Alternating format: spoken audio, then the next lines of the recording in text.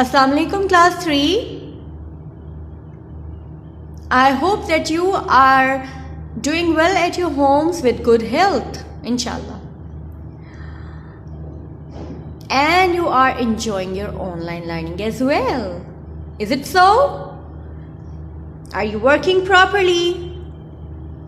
Yes, many of you are working properly, and the rest who are not, please start completing your work, watching videos and reading your syllabus books. That would be more than enough if you will do it on regular basis. And stop disturbing your mothers who are doing double duties at home. You need to take care of them as well. Do you agree with me that they're doing double duties? Yes, they are. Okay, coming back to our lesson, we had just finished with the unit of Gandhara. We had read about Gandhara civilization, which is now ruined up. It's not anymore, but the ruins are there. As we are studying history these days, we will be starting with unit number 10, the ancient Greece. Okay, unit number 10, ancient Greece. Does any one of you know that where is Greece?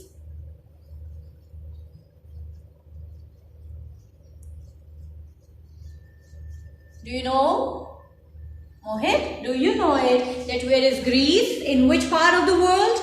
Do you know? In which continent? In which area these days? Ancient Greece. Greece यूनान को कहते हैं. ठीक है? Ancient, कदीम, बहुत पुराना. Now first of all, I'll take you to the world map, and there you will find out that in which continent of the world is Greece. Okay, then we'll move on further to our reading. Okay, let's take a look on the map. Here I have the map of the world, and we are going to find out Greece. Let's go together closer to the map.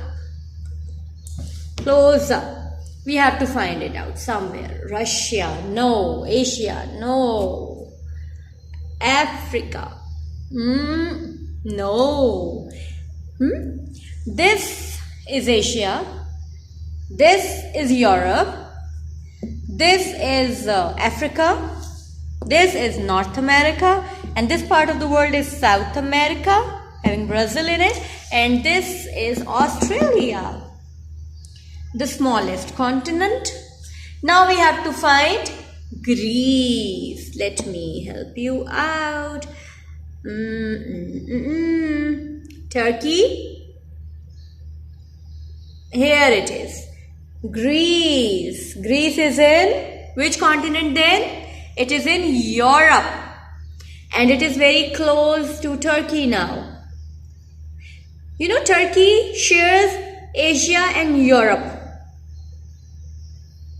Greece, Athens, it's a city, capital city of Greece, Athens, right? So, Greece is in the continent of Europe and the sea. Let's find out that whether it is surrounded by water or not. Yes, the sea almost surrounds it. See, surrounds it. This blue is the sea, na? From three sides it has been surrounded with the sea. And there are mountains in most of the land of Greece, right? So, Greece is in Europe, neighboring Turkey. Now, what we will do, we'll start reading unit number 10 now. Please take out your books, World Watch 3, page number 63. See, I have the book here with me as well. Page number 63. Please take it out and then we will start reading. The ancient Greece, Kadim Yunan. The ancient Greeks lived in Greece and land that is now part of Turkey. We have just seen that its neighboring country is Turkey. अब जो कदीम यूनानी थे वो यूनान में रहते थे, उस इलाके में जो अब टर्की का इलाका है. ठीक है, तुर्की जो हमारा बरातर मुल्क है, उसका इलाका है। Where is Greece? अभी हमने देखा ना ग्रीस कहाँ है। Yes, it's in Europe. Greece is in the continent of Europe. Greece बरे आज़म यूरोप में है। The sea almost surrounds it, और इसके तकरीबन हर तरफ ही समंदर है, हमने अभी देखा है मैप में, right. Mountains cover most of the land, और इसकी बहुत सी जमीन पर पहाड़ हैं। Traders and sailors. Traders कौन होते हैं जी? ताजिर। Sailors कौन होते हैं? बहरी जहाज या कश्तियां चलाने वाले, है ना, मल्लाह जिनको हम कहते हैं। Most of the land was not good for farming, but it was good for growing olive trees. बहुत सी जमीन खेतों के लिए, खेती बाड़ी के लिए तो अच्छी नहीं थी, लेकिन यहाँ पे जैतून के दरख्त उगाने के लिए बड़ी अच्छी थी। मेरा कैमरा थोड़ा हिल रहा है, let me adjust it in a while. The Greeks sent olives, olive oil and earthenware pots that they made to the other lands. जो यूनानी लोग थे वो ऑलिव्स, जैतून का तेल और मिट्टी के बने हुए बर्तन दूसरी जगहों पे बेचते थे। They got wheat, corn, cloth and wood from other lands. और वो दूसरे इलाकों से अपने ये चीज़ें भेजते थे, और वहाँ से क्या उनको मिलता था? गंदम, मकई, कपड़े और लकड़ी मिलती थी। This is called trading. ये तिजारत होती है ना, एक जगह से अपना सामान एक जगह जाके बेचना और वहाँ से कुछ और खरीद के आना। इट्स ट्रेडिंग, तिजारत। The ancient Greeks fished in the sea and sailed to the places they traded with. कदीम यूनानी समंदरों से मछलियाँ पकड़ते थे और कश्तियों के ज़रिए मुख्तलिफ इलाकों में जाते थे जहाँ जहाँ उन्होंने तिजारत करनी होती थी। They built big trading ships, small fishing boats and strong fast warships. अब उन्होंने क्या क्या बनाया? बड़ी बड़ी तिजारती जहाज़, बहरी जहाज़ बनाए, छोटी कश्तियाँ बनाई मछलियाँ पकड़ने के लिए, और बड़े बड़े और तेज़ चलने वाले जंगी जहाज़ बनाए। तब ये हवाई जहाज तो नहीं होते थे ना, जेट फाइटर्स तो नहीं होते थे कि हवा से बमबारी की जा रही है, समंदर के थ्रू ही लड़ाइयाँ होती थी उनकी इस तरह से, तो उनको ऐसे जंगी बहरी जहाज़ों की ज़रूरत थी। People in other lands liked their way of life, और दूसरे इलाकों के लोगों को उनका लाइफस्टाइल बड़ा पसंद था ग्रीक्स का। ये देखें जी, ये एक जहाज़ है, N ancient Greek trading ship, एक कदीम यूनानी तिजारती कश्ती, was wide so that it could hold a big cargo. ये चौड़ी क्यों बनाई जाती थी? कि इसमें बहुत सा सामान लादा जा सके। This picture is on a pot that archaeologist found. They also found parts of ships in the ground. ये आर्कियोलॉजिस्ट को मिले हैं जी टुकड़े, और उनको ये पिक्चर जो है ना, ये जो तस्वीर है ये आर्कियोलॉजिस्ट ने जारी की है, उन्होंने बना के दी है कि इस तरह की शिप्स यूज़ की जाती थी, और इस शिप्स के टूटे फूटे टुकड़े भी आर्कियोलॉजिस्ट को मिले हैं। इंटरेस्टिंग है ना। See, there's a map also given on this page. Mediterranean Sea, Persian Empire, and then there is Black Sea. It's Bosphorus. Bridge of Bosphorus is very famous, right? Because it connects Europe and Asia. See, this is Athens. Okay, next page, page number 64.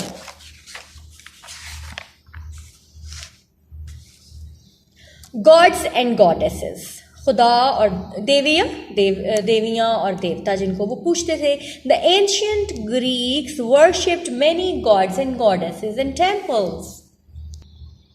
कदीम यूनानी देवताओं और देवियों की पूजा करते थे मंदिरों में. We can still see the remains of many of their temples and statues. हम अब भी उनके मंदिरों और मुजस्समों की बाकियात को देख सकते हैं. ये क्या है जी?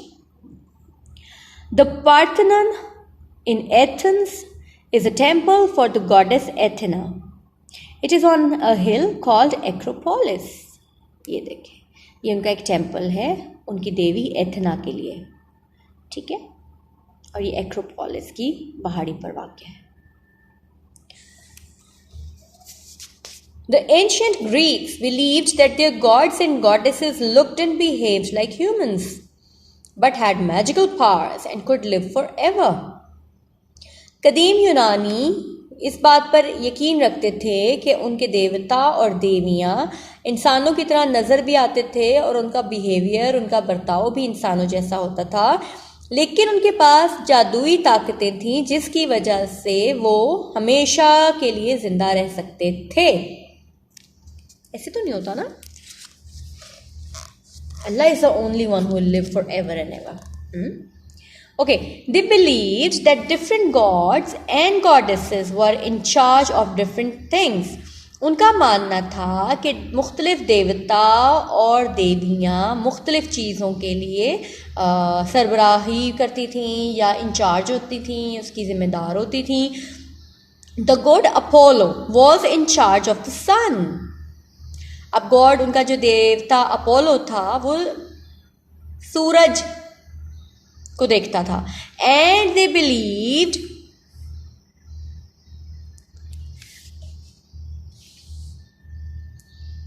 और वो यकीन रखते थे, rode in a golden chariot that pulled the sun across the sky, एक सोने की बनी हुई बग्घी है जो कि सूरज को पूरे आसमान पे खींचे फिरती है। ले जी इंटरेस्टिंग।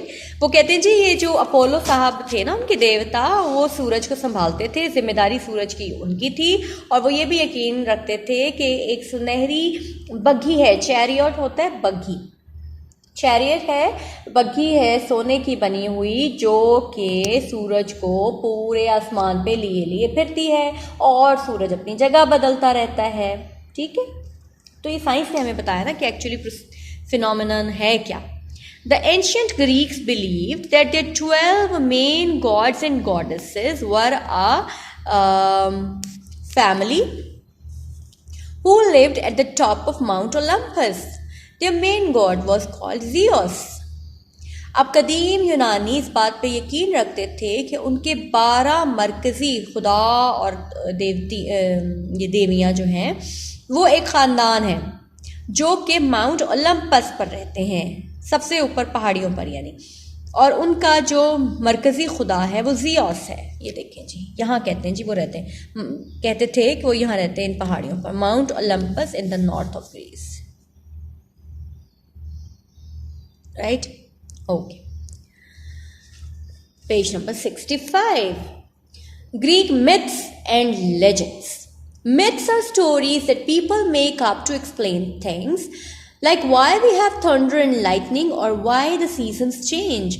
myth वैसे गलत कहानियाँ होती हैं, ठीक है, और myth उन कहानियों को कहा जाता है जो लोग वजह, किसी भी चीज़ की वजह बयान करने के लिए खुद से बना लेते हैं ना, कि क्यों, जैसे कि क्यों बिजली चमकती है और क्यों बादल गरजते हैं और मौसम क्यों बदलते हैं, तो इनकी कहानियाँ बनाई हुई थी एंशियंट ग्रीक्स ने भी।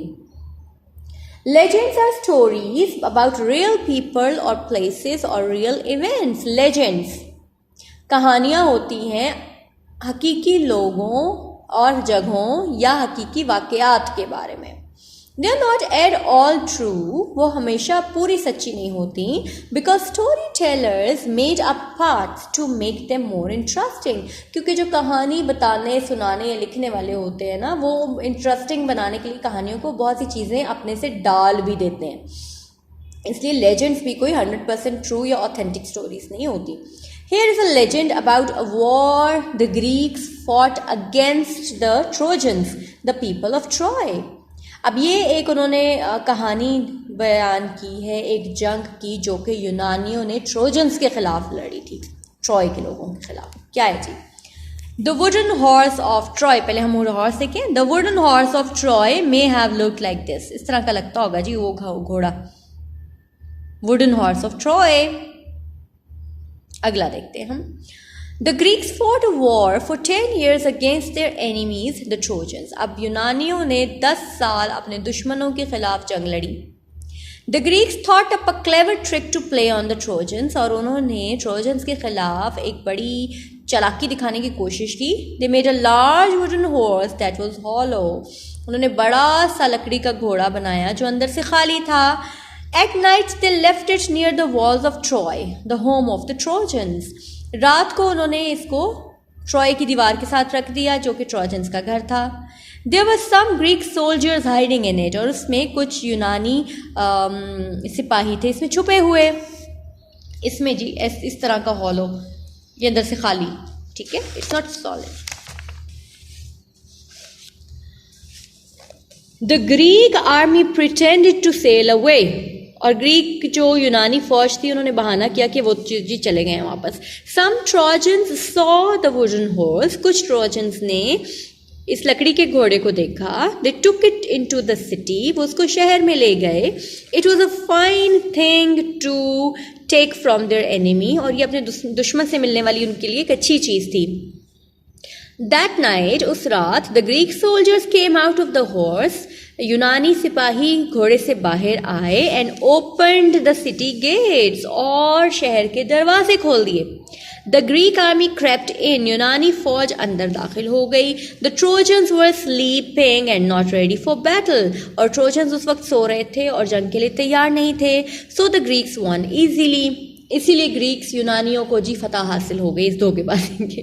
ये ट्रिक्स है, ये ट्रिक्स हैं, जंगी ट्रिक्स इनको हम कह सकते हैं कि उन्होंने एक लकड़ी का घोड़ा बनाया, इतना बड़ा सा घोड़ा बनाया खाली अंदर से, उसमें कुछ सोल्जर्स जमा हो गए, वो शहर के अंदर वो ट्रोजन्स घोड़े को ले गए कि जी ये तो बड़ा अच्छी चीज़ मिल गई है हमें.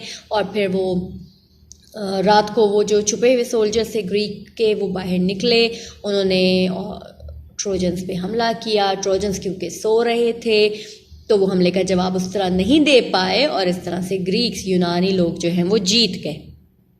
Right. Next, the Olympic games. The Olympic Games were first held more than 2,700 years ago in Greece in a place called Olympia. अब ओलंपिक गेम्स बड़ी मशहूर हैं, आपने भी नाम सुना होगा, हमने भी बहुत नाम सुना है इसका. पूरी दुनिया इसमें शामिल होती है, मुख्तलिफ खेल होते हैं इसमें. लेकिन वो शुरू कहाँ से हुआ? 2700 years ago यूनान में शुरू हुआ, जिसका जगह का नाम था Olympia. They were held in honor of Zeus, the main god, और ये Zeus के एजाज़ में मुनक्किद किया गया, उनका जो मरकज़ी खुदा था. ये देखिए जी, ये क्या है, पढ़े. The stadium of Delphi was big enough for 7,000 people to watch the sports. So you can see the seats. On the track, archaeologists found grooves where the runners stood at the start of a race. ठीक है, stadium है ये देखिए, जैसे stadium में बैठने की जगह उस वक्त की भी बनी हुई है. ये आर्कियोलॉजिस्ट ने इसमें ग्रूव्स भी निकाले हैं, यानी पॉइंटर्स भी हैं जहाँ पे रेस से पहले लोग खड़े होते थे. People from different parts of Greece came to Olympia to take part in the games. लोग मुख्तलिफ यूनान के मुख्तलिफ इलाकों से लोग ओलंपिया में आते थे खेलों में हिस्सा लेने के लिए. They held the games in a stadium. उन्होंने ये जो सारे खेल होते थे एक स्टेडियम में मुनक्किद किए जाते थे. There were different kinds of sports. मुख्तलिफ किस्म के खेल खेले जाते थे. The athletes threw the javelin and discus as far as they could. Javelin और डिस्कस, अगर आपको पिछली दफ़ा का स्पोर्ट्स डे याद होना बेटे, उसमें हमारे जो क्लास 7 के स्टूडेंट्स थे उस वक्त के, जो अब क्लास 8 में हैं, उन्होंने जेवलिन और डिस्कस थ्रो की थी. ठीक है, तो ये उस टाइम की ग्रीक्स की फेवरेट गेम है. They fought each other in boxing and wrestling matches. उन्होंने बॉक्सिंग और रेसलिंग के मैच भी किए आपस में. Others raised each other on foot and on horses. और बाकी जो हैं वो पैदल उन्होंने दौड़ने की रेसेस लगाई और घोड़ों पे भागे वो. They gave each winner a crown made of olive leaves. और उन्होंने हर जीतने वाले को जैतून के पत्तों से बना हुआ एक ताज पहनाया. ठीक है, page number 67. Now we have the modern Olympic games every 4 years. और अब हम हर 4 साल के बाद जदीद ओलंपिक गेम्स देखते हैं. People from all over the world meet to run races and play other sports. पूरी दुनिया से लोग वहाँ आते हैं भागने की खेल खेलने के लिए और मुख्तलिफ खेलें खेलने के लिए. New sports have been added, नए नए खेल वहाँ उसमें जमा किए गए हैं. Some of these are basketball, swimming, tennis and gymnastics. उनमें से कुछ है बास्केटबॉल है, तैराकी है, टेनिस है, जिम्नास्टिक्स है. We give the winners gold, silver and bronze medals. और अब के जो विनर्स हैं ना उनको सोने, चांदी और कांसी के तमगे दिए जाते हैं. ठीक है, पहले तो जैतून के पत्तों का क्राउन पहना दिया जाता था ना, अब नहीं. अब तो उनको बड़ा अच्छा गिफ्ट मिलता है. अब ये देखें, ये क्या है जी, ये डिस्कस है. डिस्कस नीचे देखें. A discus from ancient Greece. This is a discus from ancient Greece. The writing on it has the name of the athlete who threw it to win a competition. अब इसके ऊपर जो लिखा हुआ है ना, ये उस एथलीट का नाम लिखा जाता था उस डिस्कस पे जो कि जीतता था मुकाबले में. और मुकाबला क्या होता है, कौन बहुत दूर तक इसको फेंक सकता है. After winning he wrote the names of the Greek gods Castor and Pollux on it. और जीतने के बाद वो जो विनर होता है उसने ग्रीक खुदाओं कैस्टर और पॉलक्स का नाम इस पे लिखा हुआ है. Next, Athens, a land with no king. Athens एक ऐसी जगह जहां कोई बादशाह नहीं है. इन एंशियंट टाइम्स, कदीम वक्तों में, Greece was made up of many small and large cities. यूनान में बहुत से छोटे बड़े शहर थे. Athens was the largest of these cities. और एथेंस इनमें सबसे बड़ा था. It was a rich and beautiful city. ये अमीर और खूबसूरत शहर था. नो किंग और एम्परर रूल्ड एथेंस. एथेंस पे कोई बादशाह या शहनशाह हुकूमत नहीं करता था. इंस्टेड, बल्कि इसकी बजाय, people chose there leaders by voting. जैसे आजकल होता है ना, वोटिंग होती है, तो वह तब भी वोटिंग होती थी.